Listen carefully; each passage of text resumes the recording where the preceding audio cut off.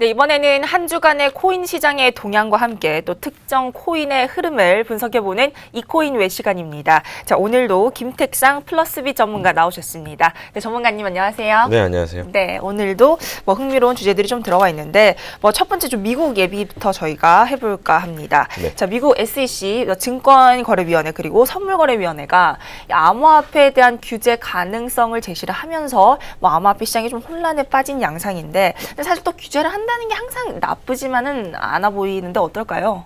네, 지금 미국 증권거래위원회와 선물거래위원회죠. 가상화폐에 대한 규제를 하겠다라는 말을 내뱉었는데 일전에 이제 있었죠. 이제 박상기 장관의 그 규제를 하겠다.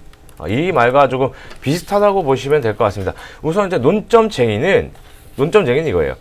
가상화폐를 상품으로 볼 것인지 재산으로 볼 것인지 이 안에서 지금 왔다 갔다 하는 거거든요. 그리고 또 하나가 뭐냐면 바로 이 비탈릭, 이더리움의 비탈릭이죠. 이더리움 비탈릭의 영향력이 어느 정도인지에 대해서 한번 조사를 한번 해보겠다는 겁니다. 자, 이게 뭐냐면 지금 비탈릭의 그 이더리움이 어떤 영향력이 있냐. 자, 이 비탈릭이 이더리움에 어떤 영향력을 미치느냐라는 거거든요.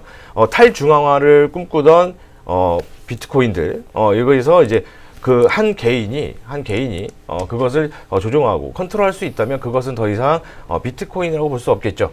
그거에 대한 조사, 그리고 상품이냐 재산이냐에 대한 어떤 그 방침들 이런 겁니다. 자, 근데 규제를 하는 게 항상 나쁜 것만은 아닙니다. 단기적으로는 하락이 올 수 있어요.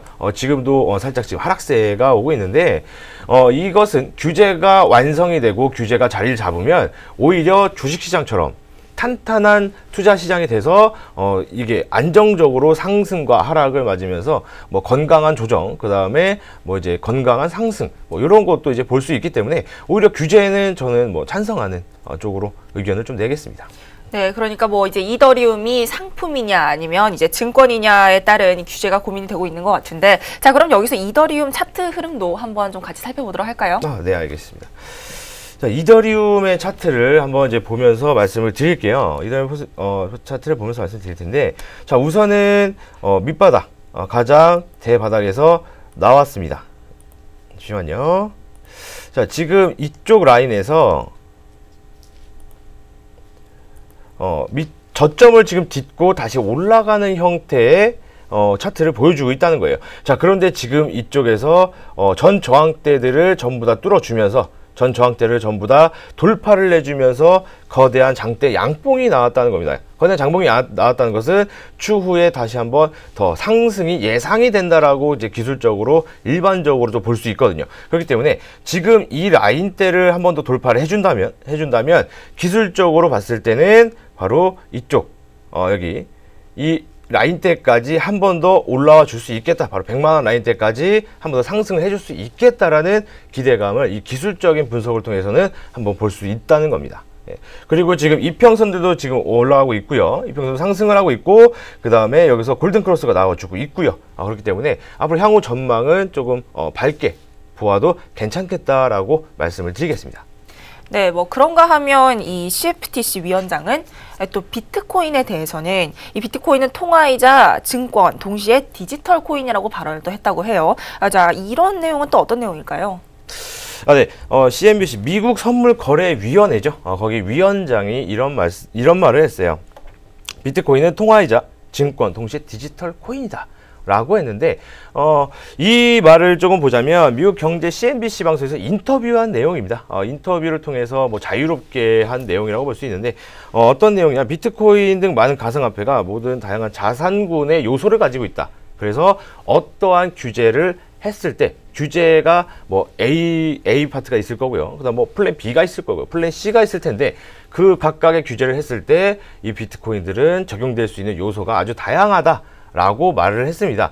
그리고 지금 한 가지 또 이제 미국 선물위원회에 그걸 한번 지적을 했는데, 미국 선물위원회 위원장이 미국 선물위원회를 지적을 한 내용이 뭐냐면 바로 아주 낡아빠진 틀의 규제를 아직도 사용하고 있다. 바로 1930년도에 제정된 규제를 아직도 사용을 하고 있다는 거예요.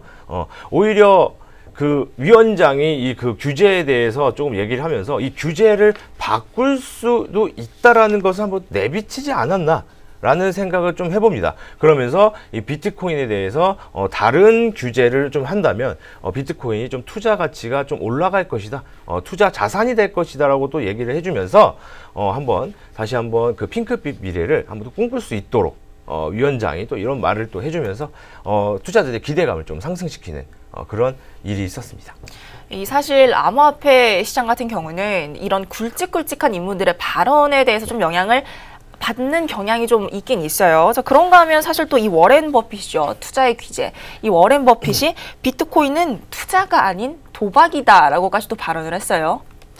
네, 워렌 버핏이죠. 주식의 귀재. 그리고 뭐 11살 때 뭐 주식을 뭐 3줄, 10주인가요? 뭐 이렇게 사가지고 뭐 수익을 보고 그 다음에는 뭐 이런 말도 했죠. 10년을 가지고 있을 생각을 하지 않으면 5분도 가지고 있지 마라라는 이제 명을 남기면서 비트코인에도 그게 적용이 되지 않을까라는 생각을 하지만 우선은 워렌 버핏이 그런 얘기를 했습니다. 이런 얘기를 했어요. 실체가 없다. 실체가 없기 때문에 농장 그리고 아파트, 기업에 투자를 하는 것은 찬성이지만 비트코인에 투자를 하는 것은 반댈세라고 이제 말을 하면서 실체가 없는 무형 자산이라는 것을 좀 얘기를 해줬는데요. 자, 그렇다는 것은 이 워렌 버핏이 그 실제 어떤 주식을 하는데 주식도 어떻게 보면은 그냥 뭐 디지털에 있는 뭐 HTS를 이용한 뭐 그런 것도 비슷한데 일단 기업이라는 실체를 매개체로 하죠. 근데 비트코인은 그런 실체의 매개체가 없다는 것을 지적을 했다는 겁니다. 그러면서 이것은 투자가 아니고 도박이다. 카지노에 가서 어떤 그 베팅을 하고 그 베팅을 하고 수익이 났을 때 뭐 뱉는 베팅 금액을 받는 뭐 그런 도박이라고 얘기를 했는데 자, 그런 반면에 바이낸스 CEO죠. 바이낸스 CEO는 이런 말을 했습니다. 워렌 버핏 잘못 생각했네요. 라고 했어요. 워렌 버핏 존경합니다. 그 주식 그 분야 워렌 버핏이 하고 있는 그 분야에서는 정말 존경하고 정말 대인물인 거는 인정을 하겠습니다. 하지만 비트코인에 관해서는 잘못 생각하겠네요. 좀 실수적인 발언이 아닌가요? 라고 하면서 이런 반박하는 얘기를 해줬는데 저도 좀 살짝 그런 생각을 합니다. 그쪽에 몸담고 워렌 버핏 존경할 만하죠. 뭐 점심 식사 가격이 뭐 어마어마할 정도로 그쪽 투자에 대해서는 귀재다라고도 할 수 있는데 비트코인에 관해서 과연 얼마나 알고 있는지는 솔직히 말하면 미지수죠. 그렇기 때문에 그거에 대한 발언은 조금 더 섣부르게 조금 경고망동하지 않았나라는 생각을 좀 해봅니다. 네, 이렇게 뭐 미국의 선물거래위원장 그리고 워렌 버핏 또 바이낸스의 CEO까지 이렇게 비트코인에 대한 얘기들을 좀 쭉 들어봤는데 그럼 여기서 비트코인 차트 흐름도 한번 살펴보고 가도록 하죠. 네. 비트코인 차트를 한번 보도록 하겠습니다. 자, 비트코인 차트는 아까 이더리움과 살짝 조금 다른 양상을 좀 보여주고 있어요. 물론 이평선은 골든크로스가 나오고 이평선이 좀 올라가 주면서 상승의 면을 보여주고 있는데 우선 저점은 다져졌습니다. 저점은 다져주면서 이 밑으로 좀 떨어지기는 보기 힘들겠다라는 판단을 할 수 있는데 자, 이쪽 지지대 라인과 그리고 이쪽 저항대 라인이 존재를 합니다. 저항대와 지지대가 존재를 하는데 이곳을 뚫지를 못하면 이쪽 지지대와 저항대를 계속 맞고 떨어지고 지지를 받고 올라가면서 이쪽에서 박스권을 형성해 줄 가능성이 굉장히 크다는 거예요. 박스권을 형성을 하면은 어떻게 되냐면 길게 옆으로 지나갑니다. 그리고 1차 상승 후에 2차 상승이 올 때는 더 크게 올라갈 수 있겠죠. 그것을 또 지금 이쪽 지금 현재 가격대죠. 160만 원대 라인대를 강력한 양봉으로 돌파하거나 아니면 양봉이 안착을 해준다면 그 다음 저항대 라인대인 바로 여기 120만 원대, 128만 원대 여기까지 한번 올라가 주겠다라고 생각을 할 수 있겠습니다. 1200만 원대죠. 1280만 원 여기까지 한번 상승할 수 있겠다고 한번 기대를 할 수 있겠습니다. 네, 알겠습니다. 자, 이렇게 비트코인 차트 흐름까지 좀 살펴보도록 하겠습니다. 자, 다음은요, 한국은행 얘기를 좀 해볼까 합니다. 자, 한국은행의 첫 번째 보고서가 이 올해 상반기 중에 지금 발표가 될 예정이라고 해요. 자, 여기서 이제 암호화폐를 과연 어떻게 분류할지가 이제 어떻게 좀 나올 것 같은데, 사실 저희가 아까도 이제 미국의 경우에도 어떤 상품이냐 증권이냐에 따른 의견이 좀 분분하지 않습니까? 그럼 올해 상반기에 나올 한국은행의 발표도 이런 부분에서 좀 명확하게 나올 게 있을까요? 네, 한국은행이 이제 발빠르게 또 움직이고 있습니다. 1월 달이었죠. 1월 달에 기구를 설치를 합니다. 1월 달에 이제 그 비트코인에 대해서 이슈가 이제 한 번 더 한 차례 오면서 한국은행에서는 발빠르게 움직이면서 솔직히 말해서 그 당시는 발빨랐지만 좀 늦은 대처였죠. 뭐 신설 기구를 설치를 하고 그 다음에 뭐 비트코인을 연구하는 기관까지 설치를 하면서 비트코인을 연구하기 시작합니다. 그때부터 1월부터 연구를 시작을 해요. 그리고 이것에 대한 어떠한 규제 방안을 이제 뭐 상반기에 내놓겠다라고는 하는데 상반기 이제 얼마 안 남았죠. 이번 달 그리고 다음 달. 2달 남았습니다. 2달 안에 어떤 규제와 어떤 이제 방침이 나올지는 좀 지켜봐야 되겠지만 우선 이 자산이냐 그리고 뭐 상품이냐 뭐 이 두 가지에서 좀 갈릴 것 같습니다. 미국과 일본을 좀 살펴보자면 미국은 자산이고요. 그 다음에 일본은 상품으로 분류를 하고 있습니다. 이렇게 두 가지를 분류를 하고 있는데 자 자산이라고 한다면 바로 거래 수수료를 매기겠다는 거거든요. 차익 실현에 대한 어떤 그 매매했던 그 수수료 그리고 세금을 매겨서 징수를 하겠다라는 겁니다. 지금 주식과도 똑같죠. 근데 지금 비트코인에는 세금이 매겨지지 않고 있습니다. 그거를 좀 규제를 해가지고 하겠다. 근데 이것을 상품으로 본다면 일본 같은 상품으로 본다면 세금을 매길 수가 없어요.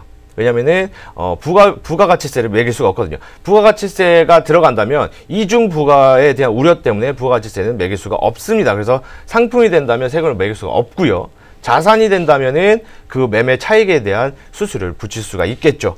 그렇기 때문에 미국을 따라서 자산으로 분류를 할 가능성이 굉장히 많습니다. 그렇기 때문에 이번 상반기에 나올 이 한국은행의 어떠한 방침 좀 주의 깊게 보신다면 향후 투자에 대한 방향성을 좀 잡아볼 수 있겠습니다. 네, 이코인웨이 시간 오늘은 이더리움, 비트코인 그리고 한국은행의 이슈까지 플러스빗 김택상 전문가와 함께했습니다.